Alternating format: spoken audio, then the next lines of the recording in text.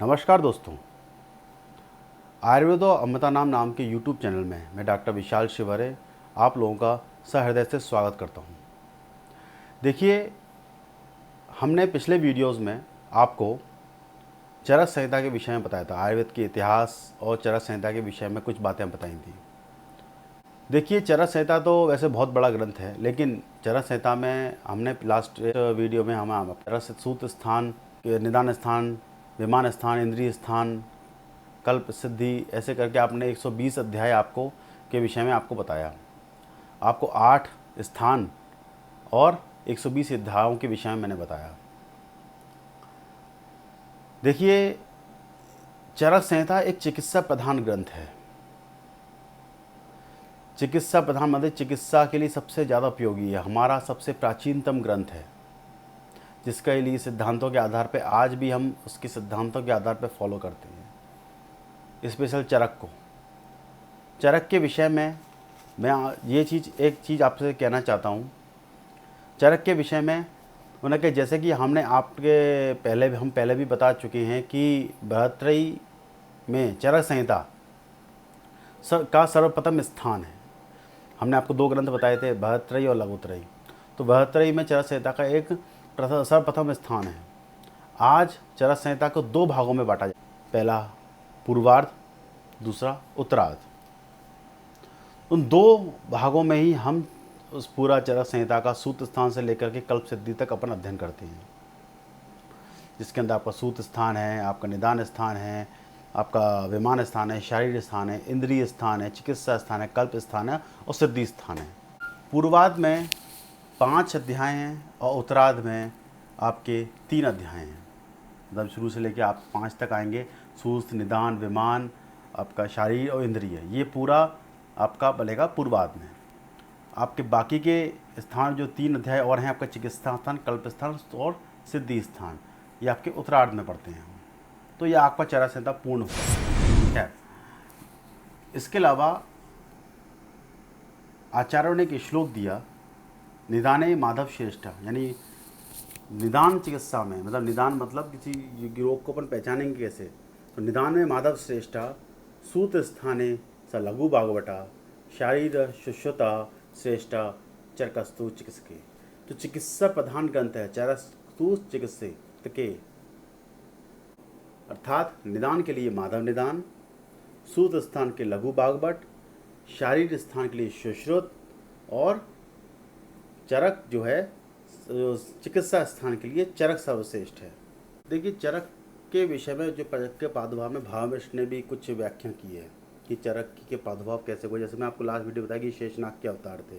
उन्होंने कहा जब भगवान विष्णु मत्स्य अवतार धारण करके जब वेदों का उद्धार किया उन्होंने, तब उनके मित्र शेषनाग ने पूरे वेदों का अध्ययन कर लिया था। वेदों का अध्ययन किया उन्होंने, सांगोपांग वेद का और अथर्व वेद का, उपांग वेद का अच्छी तरह से अध्ययन कर लिया। उसके बाद शेषनाग जो है इस पूरे भूमंडल का अवलोकन करने के लिए चर यानी यात्री के रूप में इस धरती पर जब धरती की सतह पर आए, तो उन्होंने पूरे प्राणियों को रोगों से पीड़ित होते देखे, बड़े ही दुखी हुए। जब अवलोकन किया कि बहुत लोग दुखी और व्याधियों से अधिक ग्रसित हैं, तब वो बहुत ज़्यादा दुखी हुए और उनको रोगों से मुक्त कराने के लिए उपाय के बारे में सोचने लगे।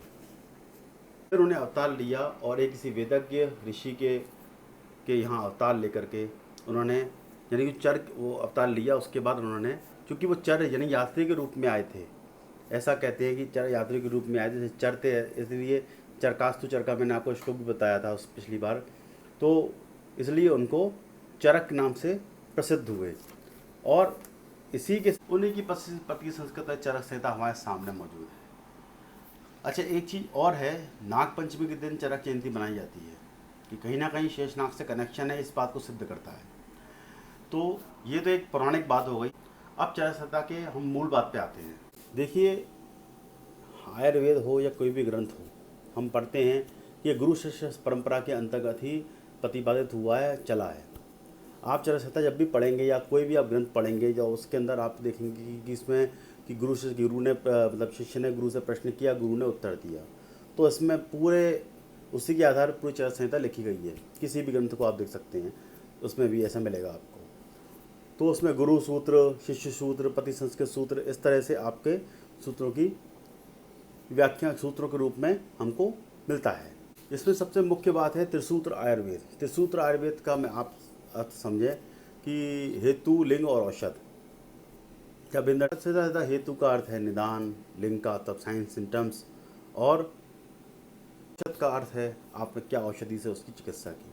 तो ये सबसे बेसिक कंसेप्ट है जो आज भी फॉलो होता है हर ग्रंथ में, हर चिकित्सा ग्रंथ में। और तो हमारा आयुर्वेद उस समय से इन चीज़ों पर सबसे ज़्यादा फोकस था कि हेतु क्या है, लिंग क्या है, औषध क्या है। आपको मैंने हेतु का अर्थ बताया। हेतु का अर्थ निदान यानी रोग को पहचानना, क्या क्या लक्षण है उसके। आपके लिंग में क्या क्या साइन सिम्टम्स दिख रहे हैं उसके लिंग, और औषध क्या क्या चिकित्सा कर रहे हैं अपन कि रोग की। तो ये हेतु, लिंग, औषध का शाब्दिक अर्थ है। तो ये हमारा आयुर्वेद उस समय से इस समय तक भी आज भी उन हर जगह, चाहे वो एलोपैथी हो, आयुर्वेद हो, होम्योपैथी हो, सब में इसी सिद्धांत को लेकर के अपनी चिकित्सा करते हैं। इसके अलावा मैं आपसे सूत्र स्थान में जिन अध्यायों का बात करते हैं, अभी हम सूत्र स्थान की बात करते हैं, केवल सूत्र स्थान की। सूत्र स्थान के जो अध्याय हैं उनके बारे में संक्षिप्त चीज़ें बता देता हूँ आपको। पहला अध्याय दिव्यम जीवनम अध्याय, दूसरा अपामार्ग तंडुली अध्याय, तीसरा आराग वदिति अध्याय, चौथा षड विरेचनीय शताशती अध्याय, पाँचवा माता क्षिति अध्याय, छठवा तस्या क्षिति अध्याय, सातवां आपका वेगानंद धारणी अध्याय, इंद्रियोपकर्मणी अध्याय, खुड्डा चतुष्पादी अध्याय, महाचतुष्पादी अध्याय, तेषणी अध्याय, बात कलाकली अध्याय, स्नेह अध्याय, स्वेदय अध्याय, उपकल्पनी अध्याय, चिकित्सा प्रवृत्ति अध्याय, केंद्र शीर्षी अध्याय, त्रिशोथी अध्याय, अष्टोदरीय अध्याय, महारोगाति अध्याय, अष्टनिंदती अध्याय, लंघन ब्रहणी अध्याय, संतर्पणी अध्याय, विधि शोणित अध्याय, यजः पुरुषी अध्याय, आत्रे भद्रकापी अध्याय, अन्न पान विधि अध्याय, विविध शीत पीति अध्याय, दृढ़ प्राणा आयतनी अध्याय, अर्थे 10 महामूली अध्याय। तो ये इसके 30 अध्याय मैंने आपको बताए। इसके अलावा सबसे इम्पोर्टेंट बात जो मैं आपको कहना चाहता हूँ वो ये है कि इसमें सूत्र स्थान में 1 से लेकर 4 तक, 1 अध्याय से लेकर 4 अध्याय तक जो अध्याय क्या है, तो 7 चतुष्टक के विषय में बताना चाहता हूँ कि ये 7 स्थान का 7 चतुष्टक में वर्णन है। अब 7 चतुष्टक क्या चीज़ है ये आपको बताता हूँ मैं। 7 चतुष्टक मानी यानी जिसके जो अध्याय हैं आपकी जो उसमें 7 भागों में बांटा गया है, मतलब इसमें भी आपके 7 भाग कर दिए उन्होंने।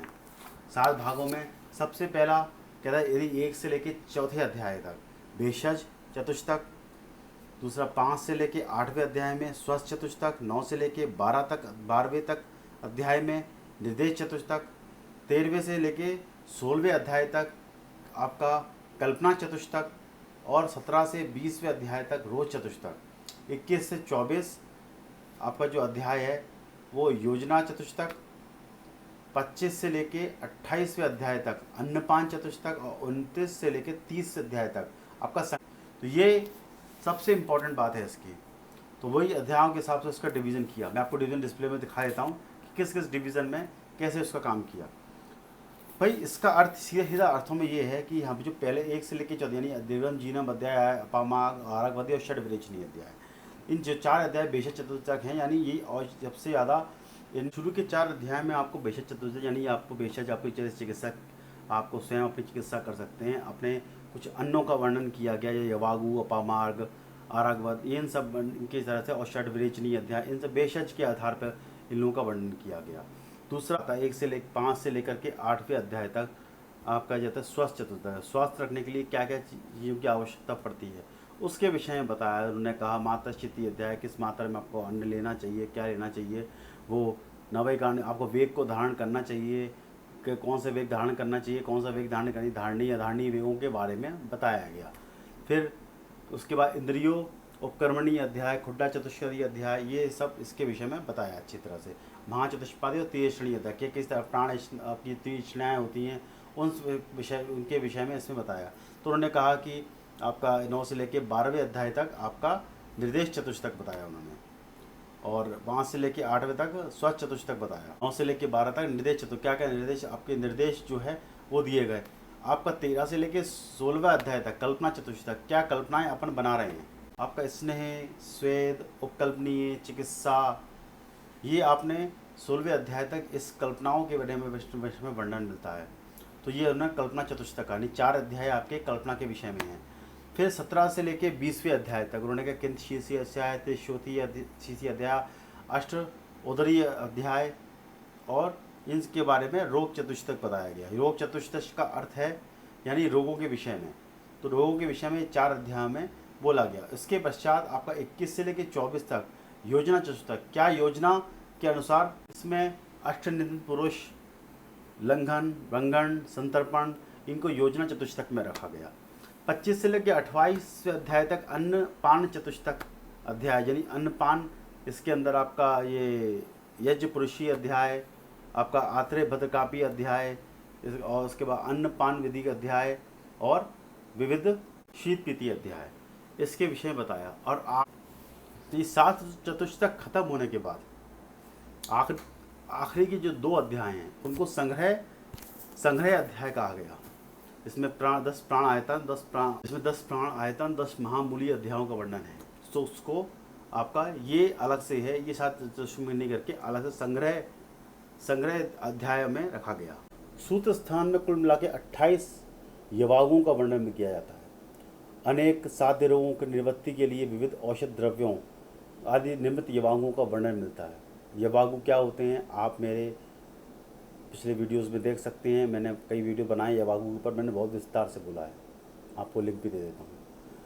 3 चीज़ें बताई यवागु में, अंत परिमार्जन, बहिपरिमार्जन और शस्त्र प्राणिधान। जो अंत परिमार्जन यवागु द्वारा होता है, भाई यवागु द्वारा चिकित्सा कर रहे हैं अपन, और बहिपरिमार्जन आपका लेप द्वारा, कहीं आपको चोट लगी तो आपको लेपों का वर्णन मिलता है उसमें। तो ये सब चीज़ें एक चरक संहिता में मिलती हैं और कुल 32 लेपों का अपन को वर्णन मिलता है। सूत्र स्थान में 50 महाकषायों का वर्णन मिलता है, जो अपन कुछ अध्यायों में देखेंगे। 50 महाकषाय, प्रत्येक कषाय में आपके 10 द्रव्य वर्णित हैं।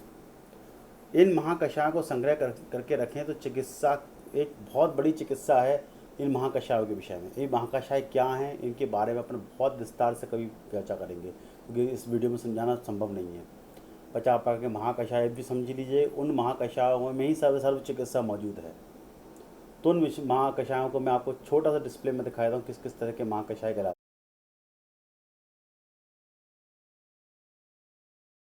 हैं। जस्ट स्वस्थ रहने के लिए हमको संतुलित और आपके आहार पर नियंत्रण बहुत आवश्यक है। स्वस्थ रहने के लिए आहार पर नियंत्रण सबसे परम आवश्यक है। आहार पर नियंत्रण नहीं होने पर व्यक्ति स्वस्थ नहीं रह सकता। ये बात हमको सूत्र स्थान अच्छे से बताता है। दूसरा, सूत्र स्थान में दिनचर्या, ऋतुचर्या के बारे में विस्तार से वर्णन है। मैं आपको जो ये अध्याय बताया उस अध्यायों के आधार पर। इसके बाद धारणी अधारणी वेगों के बारे में वर्णन है, जो आपको मैंने 4 चतुष्टक में बताया। जिस तरह धारणी अधारणी वेग, सूत्र स्थान में सदव्रत का वर्णन है, जिससे व्यक्ति आपका आरोग्य हो सकता है, पूरी तरह से आरोग्य और अपने इंद्रियों में विजय प्राप्त कर सकता है। इसके विषय में वर्णन आपको सूत्र स्थान में मिलता है। इसके बाद सूत्र स्थान में खुड्डा चतुष्पाद अध्याय, जो मैंने आपको बताया, छोटी छोटी बातें बता रहा हूँ आपको। चिकित्सा के जो 4 पाद बताए गए हैं, महाचतुष्पाद जिसमें व्याधि सा, चतुष्पाद के चतुष्पाद, चिकित्सा के चतुष्पाद विशग यानी वैद्य, द्रव्य यानी औषध है, आपका परिचारक यानी नर्स है, और रुग्ण रोगी के भाषा में बताया। तो ये वर्णन अपन को चिकित्सा के चतुष्पाद में ही वर्णन मिल जाता है। तो ये एक बहुत बड़ी इंपॉर्टेंट बात है। आज भी इसके बगैर, इन 4 चतुष्पादों के बगैर चिकित्सा नहीं हो सकती, ये सर्वमान सत्य है। 3 प्रकार की ऐषणाएँ, प्राण ऐषणा, धन ऐषणा और परलोक ऐषणा, जो इंसान की इच्छाएँ हैं, जो इच्छाएँ उनके विषय में सबसे विस्तार से वर्णन हमको सूत्र स्थान में मिलता है। तो ये देखिए बहुत ज़्यादा कितना इफ़ेक्टिव ग्रंथ है, आप इसकी कल्पना नहीं कर सकते। कि वात कलाकली अध्याय, वात के विषय में बहुत विस्तार से वर्णन मिलता है कि वात क्या चीज़ है। फिर पित्त के विषय में और कफ के विषय में मिलता है। वात के ऊपर बहुत विस्तार से, इसलिए वात कलाकली अध्याय कहा गया। वात कलाकली अध्याय के विषय में इसमें बहुत अच्छे से बताया गया। उस स्थान में शिरो रोग, हृदय रोग और चरकने 6 रोगों के विषय में बहुत विस्तार से वर्णन बताया। बहुत सारी चिकित्सा वाली चीज़ें सूत्र स्थान में ही चारक ने वर्णित कर दी। सतपीठिकाओं के विषय में बताया, आपका त्रिशोधिया में शोध के विषय में बताया। बाकी और भी बहुत सारी चीज़ें चारक संहिता के अंतर्गत रखी गई हैं और बताई गई हैं। इसके विषय में हम आगे भी और वीडियोस आपको बनाते रहेंगे, क्योंकि चारक संहिता एक बहुत बड़ा टॉपिक है।